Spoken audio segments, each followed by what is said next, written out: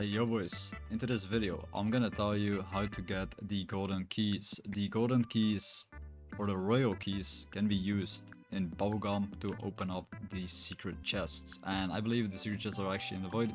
So how you can actually get these golden keys very quickly, I'll be literally explaining to you how you can get these golden keys very fast.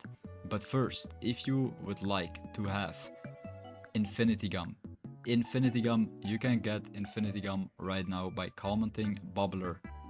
Comment down below bubbler. So bubbler, if you comment down below bubbler, I'm gonna gift you a infinity gum game pass. If you need this infinity gum game pass, just comment down below bubbler and I'll be choosing one winner for today's video. Just one winner right now in today's video, and you can actually get these keys by opening up these rewards over here.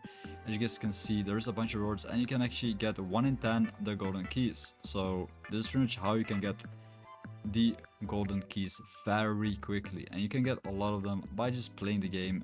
If you have to play the game for at least 2 hours, you can open up every single one of these things and you can get a lot of these golden keys.